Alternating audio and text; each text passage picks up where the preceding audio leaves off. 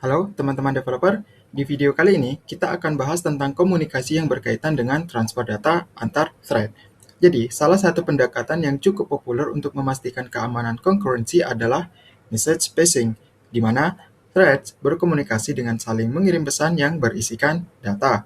Standar library Rust sendiri itu menyediakan implementasi yang namanya channel. Channel sendiri adalah eh, konsep umum pemrograman begitu, di mana data dikirim dari satu thread ke thread lainnya begitu. Kalau untuk gambarannya sendiri, gambaran channel ini tuh bisa seperti sebuah aliran sungai kali ya, dari hulu ke hilir gitulah kira-kira untuk start dan endingnya. Jadinya kalau kita hanyutkan sesuatu semacam daun mungkin gitu, itu bakal mengalirkan, mengikuti aliran airnya hingga ke hilir aliran sungainya, semisalnya begitu.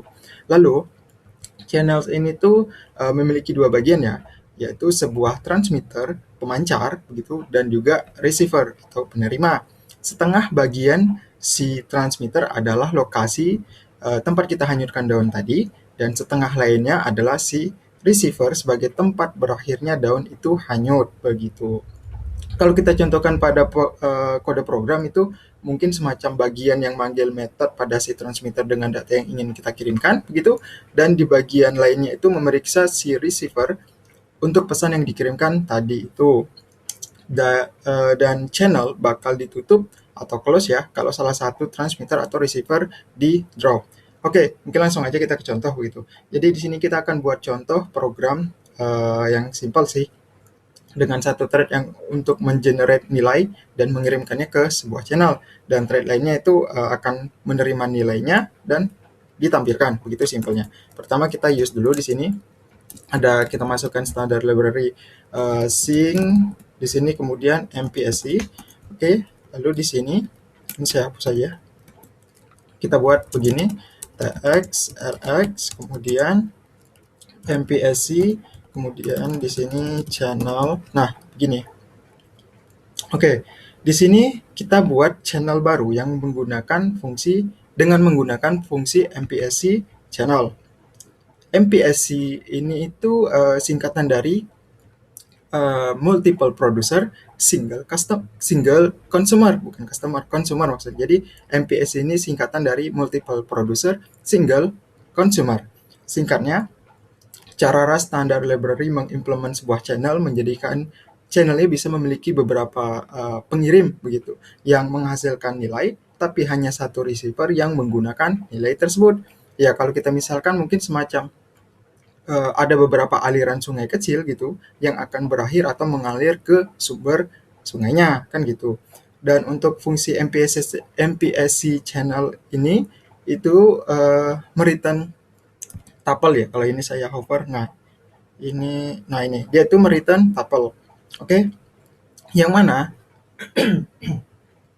elemen pertamanya adalah transmitter atau sending end begitu, dan elemen keduanya adalah receiver atau receiving end untuk istilah teknisnya lah gitu ya. Dan di sini kita pakai TX serta RX gitu untuk kita gunakan sebagai indikasi kedua elemen dari si return tuple-nya ini, dimana kita di sini pakai cara destructor ya, destructor si tuple-nya.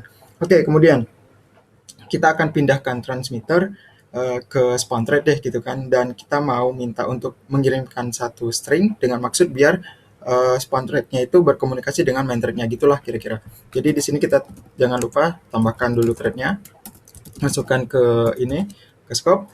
Kemudian di sini kita cukup simple thread spawn di sini. Oke.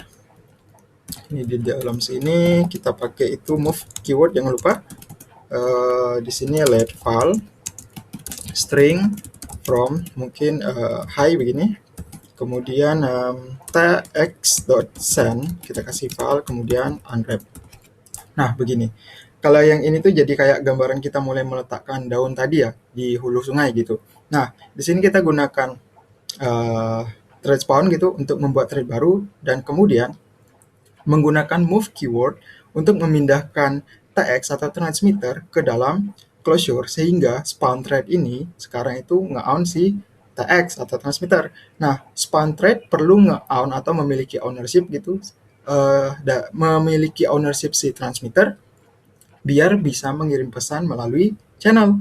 Transmitter punya method send di sini kita pakai yang ngambil value yang mau kita kirim, yaitu adalah variable file gitu. Method send ini tuh mereturn result type ya, kalau teman-teman perhatiin di sini. Jadinya kalau receiver di drop dan nggak ada tempat untuk ngirim value, proses pengirimannya akan mereturn error. Dalam contoh ini tuh kita pakai unwrap di sini, unwrap untuk handle errornya ya, biar apa ya, biar simpel aja sih sebenarnya. Tapi teman-teman bisa terapkan error handling yang sesuai ya, biar lebih bagus aja gitu programnya. Oke. Kemudian kita mau ambil value dari receiver di main thread. Kalau yang ini tuh maksudnya mungkin kayak kita mau ngambil daun tadi di hilir sungai gitulah kira-kira.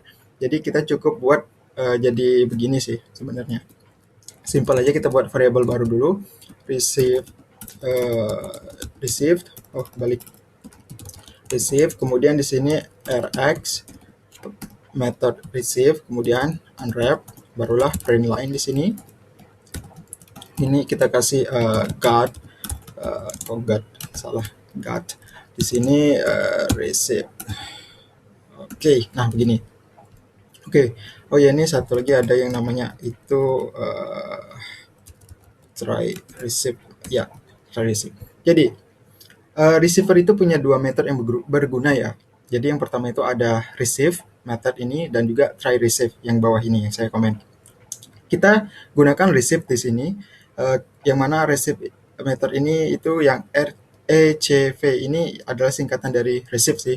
Jadi dia itu singkatan dari receive, yang mana akan memblokir eksekusi main thread dan menunggu hingga value dikirim ke channel. Setelah value tersebut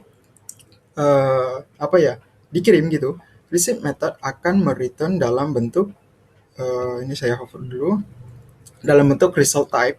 Oke. Ketika transmitternya ditutup atau close, receive method akan mereturn error untuk memberi sinyal kalau nggak ada lagi tuh value yang akan datang begitu. Sedangkan kalau yang try receive yang bawahnya ini tuh dia nggak memblokir, melainkan akan segera mereturn result type dengan OK value yang menyimpan pesan jika tersedia, dan error value jika nggak ada pesan begitu. Menggunakan try receive ini berguna kalau thread ini punya task lain yang harus dilakukan sambil menunggu pesannya, kira-kira begitulah. Kalau kita di sini kan pakai method receive-nya yang ini, karena kita nggak punya task lain untuk main thread selain menunggu pesannya begitu, jadi ya memblokir main thread adalah pilihan yang sesuai gitu. Jadi kalau kita running ini programnya, maka kita akan dapatkan hasil got high di sini. Oke, got high. Kita muncul di sini hasilnya sesuai. Oke.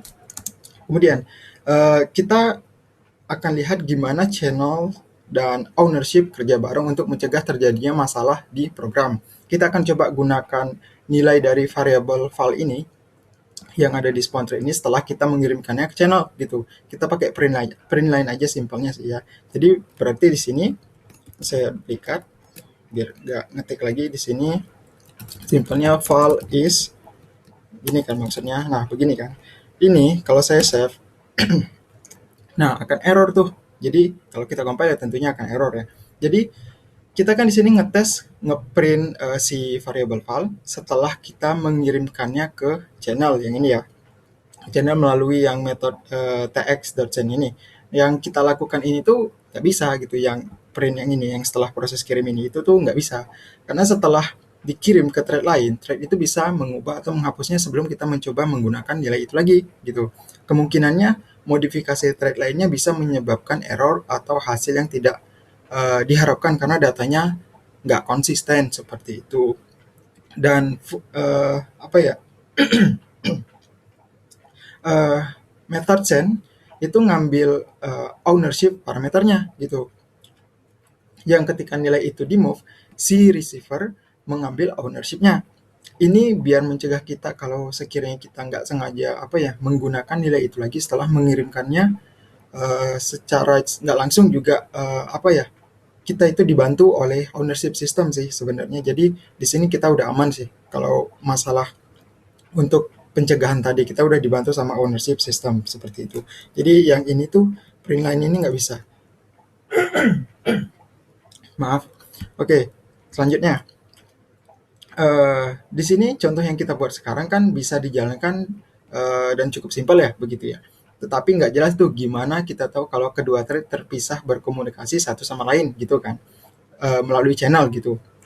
Sekarang kita akan coba modifikasi sedikit deh gitu untuk tahu kalau kode program kita ini berjalan secara konkuren begitu. Jadi mungkin sini kita tambah satu lagi, kita coba pakai std time duration gitu ya. Nah, kita mau pakai duration, kemudian thread spawn gitu. Sorry. Di sini kita ini saya mungkin tutup aja. Kita lanjut ke bawah sini. Nah, di sini saya buat thread baru. Oke, spawn. Nah, di sini move. Kemudian kita kasih di sini sebuah vektor gitu ya. Kita kasih sebuah vektor yang mana di sini string simple aja sih. Mungkin hi.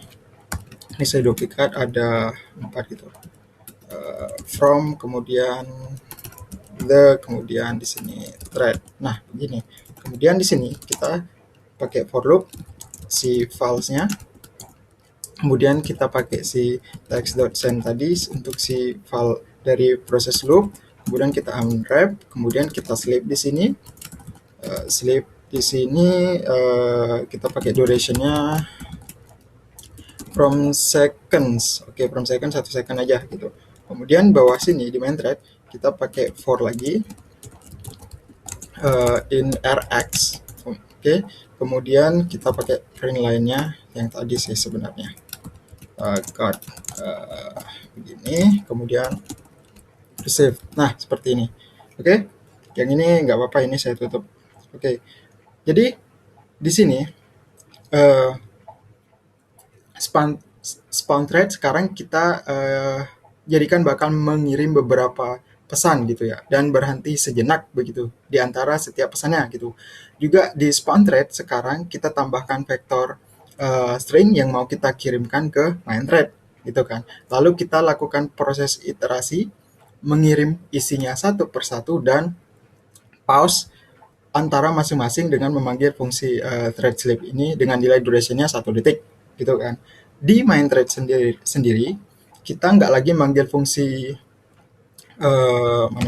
fungsi ini, receive ini atau method receive ini secara eksplisit. Sebagai gantinya kita memperlakukan si rx ini sebagai iterator aja gitu.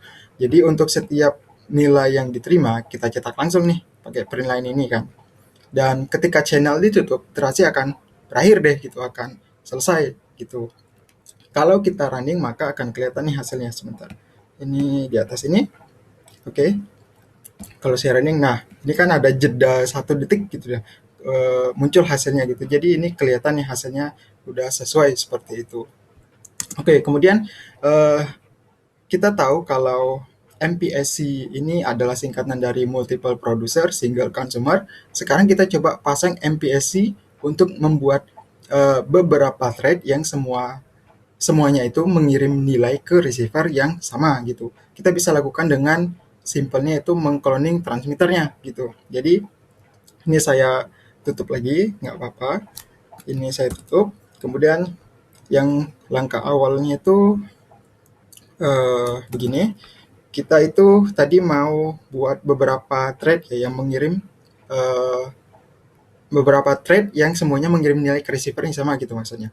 Jadi di sini kita coba tambahkan sini tx1 begitu, tx.clone. Karena kan di sini kita lakukan dengan proses cloning transmitternya tadi yang saya sampaikan. Kemudian di sini kita langsung aja panggil thread echo. Oh iya bener nih. Spawn di sini. Kemudian move. Oke, begini. Kemudian ini saya copy. Ini enggak, yang ini aja, yang ini sampai di sini. Ini saya copy yang ini. Kemudian saya paste, ini di uncomment. Ini masih sama ya, masih sama. Tapi yang ini bukan tx tapi tx1 ya, karena kan di sini kita pakai tx1 ini yang clone. Nah, kemudian yang kedua ini saya duplikat. Oke, yang kedua ini itu ganti pesannya itu more, mungkin message from thread gitu, atau for you lah gitu. for you begini. Nah, di sini bukan TX1 tapi si TX. Oke, untuk durasinya sama. Dan yang terakhir si for receive-nya tadi yang bawah ya. Nggak apa-apa, ini saya ketik aja. Di sini print line,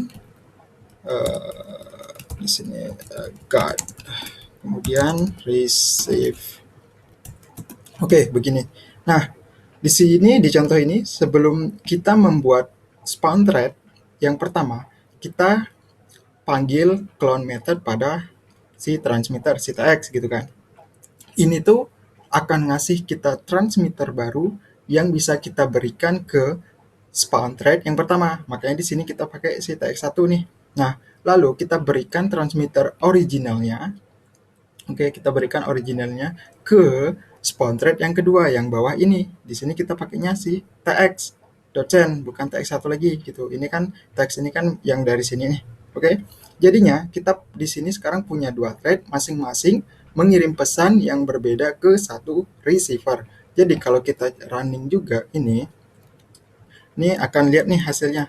Nah, ini hasilnya akan jadi seperti ini gitu. Jadi dua thread ini masing-masing mengirim pesan yang berbeda gitu, karena kan di sini kan simpelnya kita pakai string vector yang berbeda gitu isi pesannya. Jadi masing-masing dia tuh mengirim pesan yang berbeda ke satu receiver seperti itu. Jadi inilah kira-kira terkait dengan komunikasi antar thread yang bisa teman-teman mungkin coba juga latihan menggunakan cara yang sederhana juga begitu. Dan yang pasti teman-teman bisa cek langsung di dokumentasinya ya untuk contoh-contoh lain dan juga penjelasan yang lebih dalam begitu, karena ada banyak beberapa bagian juga mungkin yang barangkali begitu cocok untuk kasus teman-teman atau kasus program teman-teman yang ingin teman-teman gunakan atau teman-teman implementasikan seperti itu. Oke, jadi mungkin inilah sedikit penjelasan singkat gimana contoh komunikasi antar thread. Teman-teman bisa langsung cek link ya yang sudah saya sediakan di deskripsi video untuk penjelasan detailnya. Oke, sampai di sini dulu dan kita akan ketemu lagi di video selanjutnya.